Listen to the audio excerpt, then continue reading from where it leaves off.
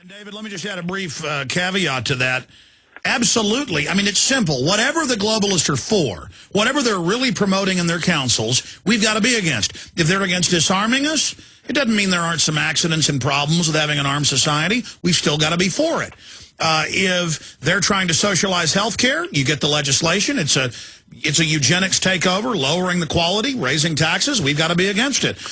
They want to launch a new war. We've got to be against it. They want open borders. We've got to be against it. I mean, it's very simple. We know these are evil, anti-human, anti-freedom people, and we must stand against everything they stand for. Now, we can intellectualize and then always go down the road and look at why that's the case, but their interests are not the interest of free humanity. So it's very elementary for me. That's a very, very good point. Let's get it real straight. These people not only don't care about us, they are antagonistic towards us. They want to destroy the human race and bring it under the heel of their global fascist dictatorship. They want to irrevocably change what humans are in our society, the family, everything, till we are just empty biological androids, in their words, that they program. This is the end of humanity. This is the extinction of humanity, is their stated goal in every document I've got by their transhumanist futurists. These are human-hating scum. This is what we're dealing with, and therefore, as you quite rightly say, if they're for it, then it's bad for the human race. And we've got to be a bit more kind of streetwise about this and not see everything in black and white. The question of gun ownership, I've never had a gun. I don't want a gun. I don't want to use a gun. I'm not into any of that stuff, but a lot of people have guns in America. The question that comes up is, should people have guns or should people not have guns? And that's a debate, okay? But it's not the debate that's at the heart of what's happening now. The question should be, why do the people who have a deep hatred for humanity, why do they want to disarm the American population now? That's the key thing we ought to be looking at. We can have these debates about this and immigration. The question is, why does the cabal want to do it?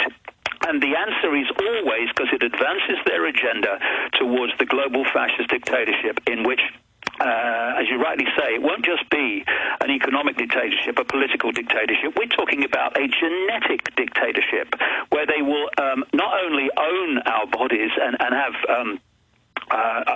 literally lawful ownership on our bodies. That's where they're going. But they will genetically control us and control us through microchips. That's where they want to go. And if we're going to get pulled away into diversions of debates about this and debates about that, there's one debate at the moment until we've sorted this. Why do they want to do A, B, C, and D? And that's the question we need to keep asking all the time to keep on top of where we're going. And we know what they want. They're so arrogant that they all write white papers on government health care, on the environment movement, on cap and trade. They admit it's to shut down industry, bankrupt everyone, have a huge state that's the only thing that's funded, that literally absorbs humanity and begins accelerating their soft kill operations. We know they've already been introducing poisons into our environment and into the vaccines and foods. We've caught them. We've got countless documents where they admit they're doing it. Now they want to accelerate that up to a hot kill level like we've seen in areas of Africa. And thank God you're out there exposing these people. Well, you know, there are people that know there's a conspiracy. There's people that know that there is a ridiculously few people who are pulling the strings of the world. But we've still got a long way to go with a lot of people to fully understand the scale of what we're dealing with. The rabbit hole goes so deep, it's staggering. And we're not even dealing with just human entities. We're dealing with non-human entities. We're dealing with entities that operate outside the field of vision of what we call visible light, which our eyes can see and appears to be this world. There are other worlds. Well, David, I'll say this.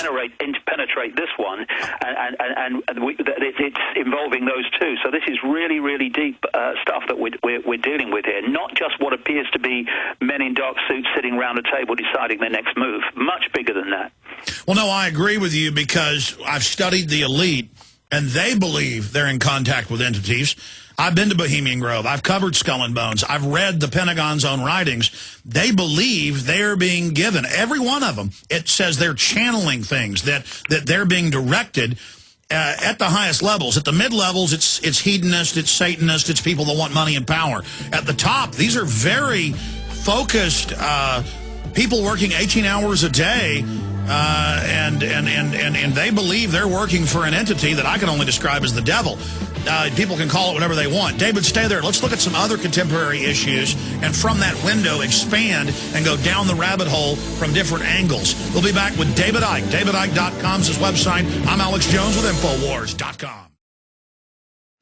David Icke is our guest. So we got into the border issue and how they're overrunning sovereign nations because the globalists want to remake the world in their system. So any culture, whether it's good or bad, they want it out of the way for the corporate culture. This is a short segment. Let's get into the oil spill. David Icke, the oil spill. What's your research on that? Well, the appalling things happening in the Gulf of Mexico now are a classic example of the way the web, the Illuminati web, interfaces with different aspects of itself to create a coordinated policy and a coordinated agenda.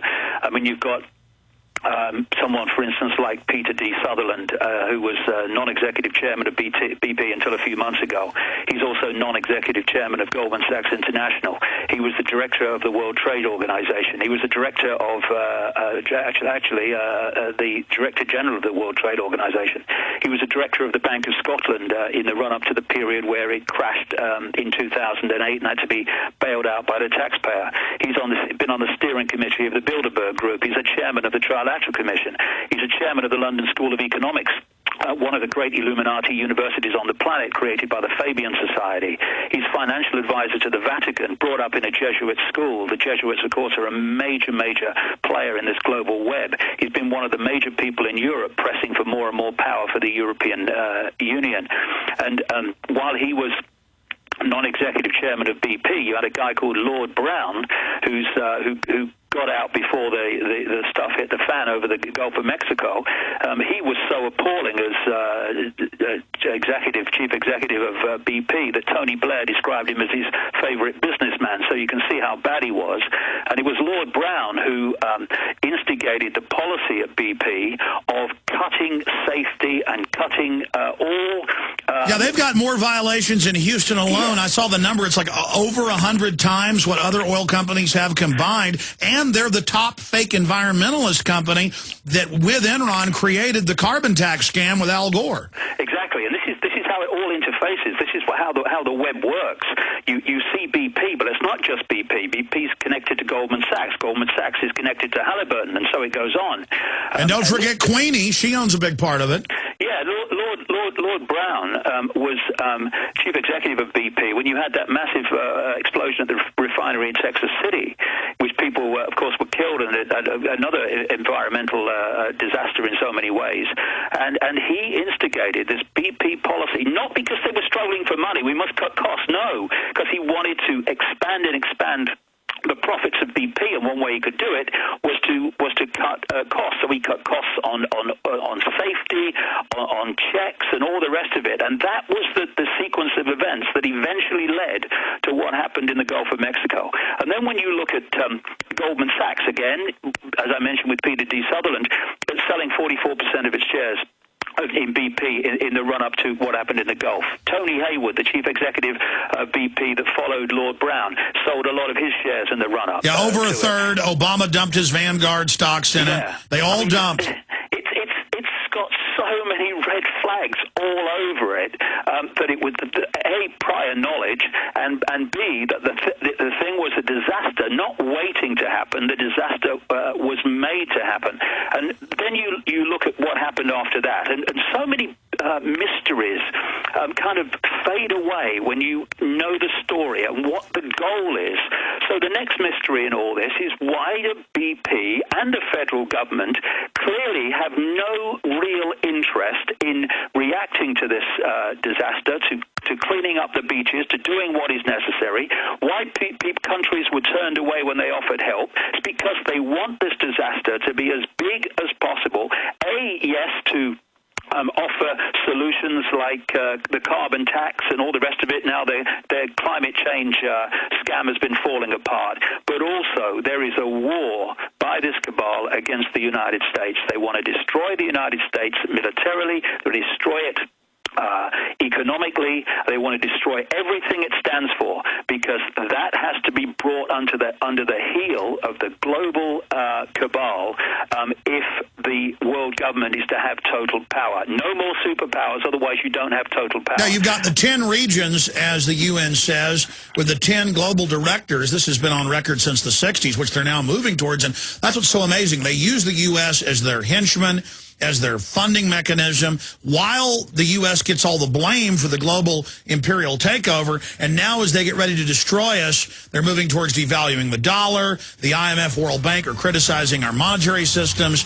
The UN is posing as the savior with the global cashless currency. So they use us for their dirty work and then flush us down the toilet when they're done.